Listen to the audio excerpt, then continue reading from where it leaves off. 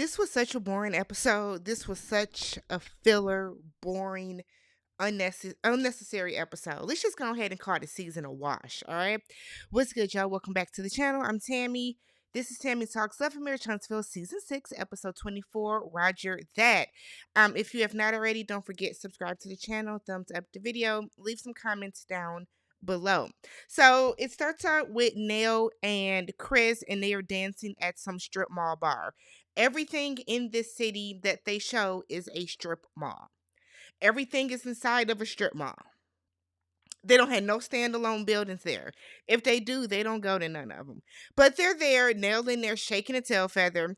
And they then sit down to talk. And Nell tells Fletcher how Martell came up on her at their house, talking about Melody wanting to get her name changed.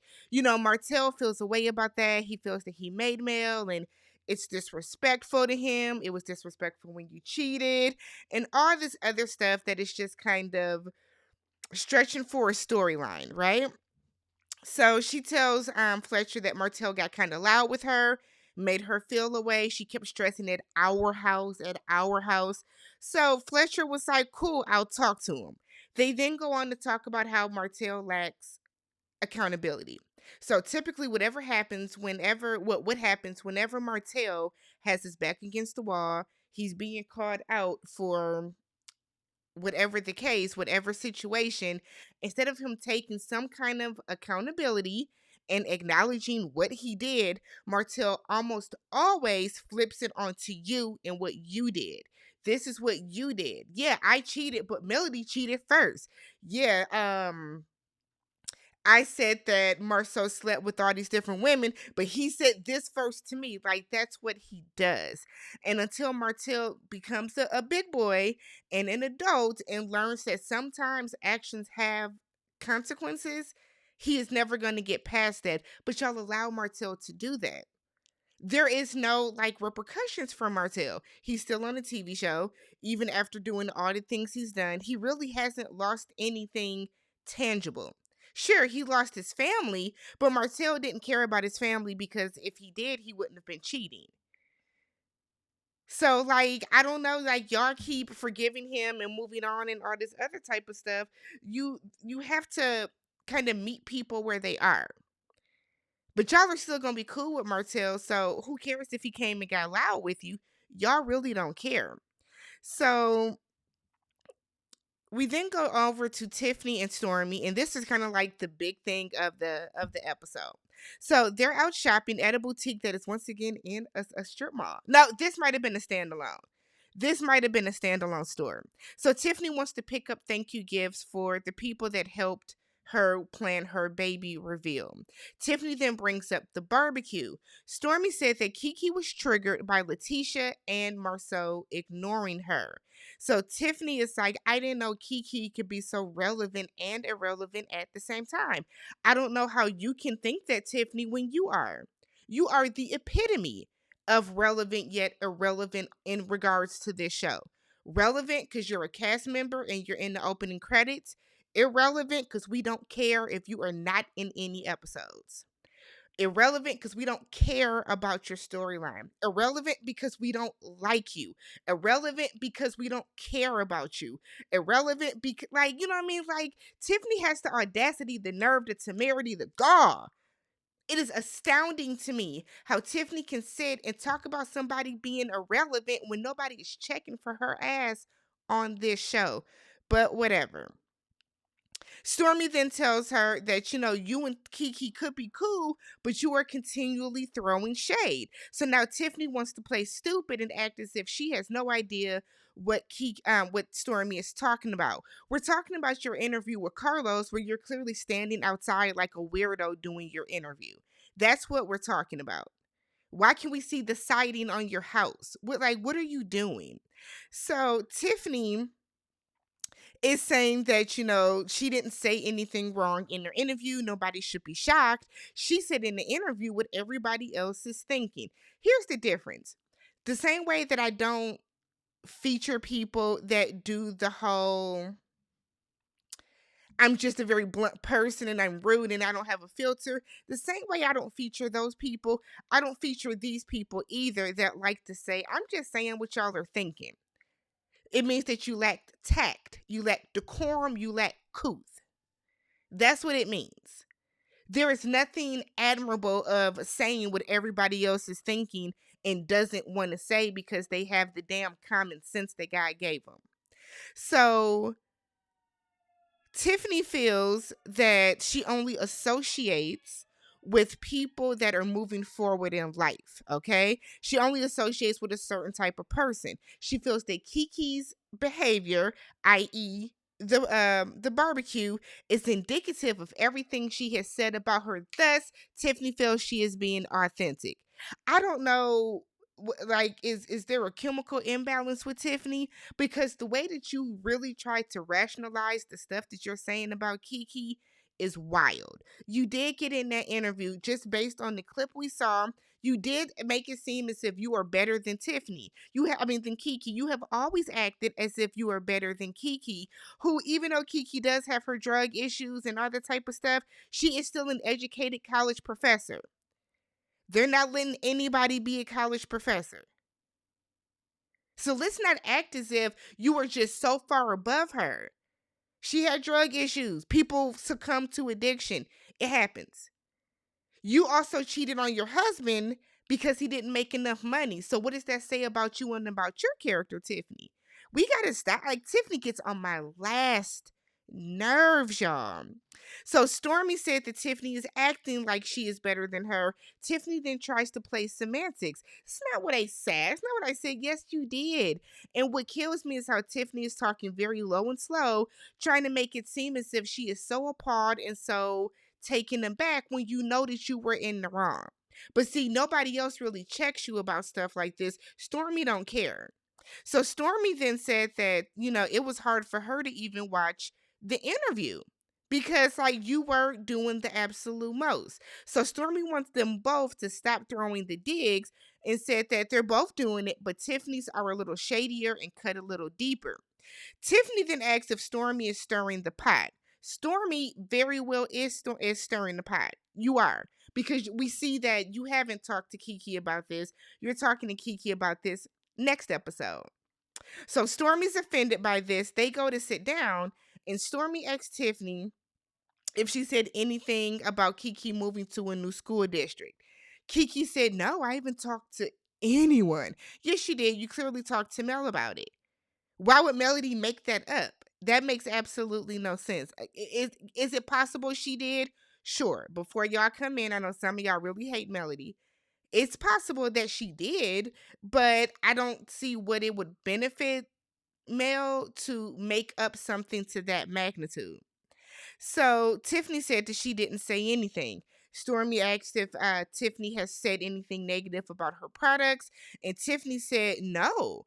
I use Canvas products. I'm out of two of them. Just used them on when she say Amari's hair. So Tiffany feels that she is just throwing innocent jabs kind of back and forth. I'm sorry, saying that you're better than somebody, calling somebody a drug addict, telling people that they can come over as long as, they lock the doors, make sure that, no one steals any locks. Those aren't innocent jabs. They're just not. They're just not. Whether they're true or not, whether Kiki did steal or not, she still has not been, arrested. She got her ass zippy and zoo day and all throughout the streets of Huntsville. Still has not been arrested. So these are not innocent jabs, and you know they aren't. Tiffany, this why you ain't getting no screen time. But then Tiffany had this is what killed me when Tiffany was like, Kiki's has the platform that Tisha gave her. Bitch, work with it. What are you doing with your platform? What have you done with your platform, Tiffany? Honestly and truly, since you have been on this show, you haven't become likable. Your husband done all but abandoned you to fend for yourself. You have gotten into it with an insurmountable amount of people. You're experiencing postpartum live and in the flesh. What have you truly gained with your platform? What have you done with it? Execute, like you told her. Execute. What have you executed?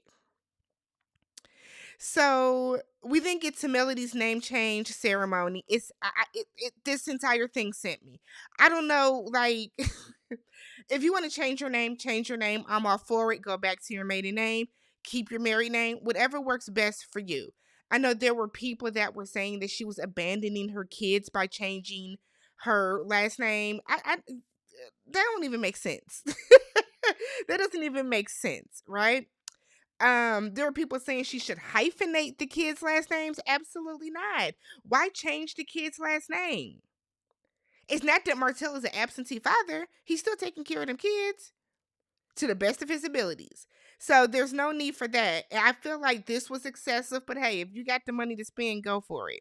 So she's basically having a ceremony to change her name. So it looked like a wedding ceremony. It was a lot going on. During the ceremony, or at the end of it, in between the ceremony and the reception, Nell decides to pull Melody to the side. And it's like, Nell, like, I was with Melody. What is so important that you have to pull me aside right now? So she pulls her to the side and brings up Martell coming by the house. This makes absolutely no sense. No sense for you to be talking about right now. So she wants Melody to know that Martell feels the way about the party, that Martell is saying that she cheated and Martell made her. All this stuff that really didn't need to be relayed at this party. See, now this is how you don't get invited back to stuff. Ridiculous. So Melody said that he's lying, and since he's not there, she's not worried about what he's doing or anything that he said. She's not worried about people in her past, just her future, and Martell's not a part of her future. So let's go and have some dinner. I've told y'all, I don't think Nell fits with the show.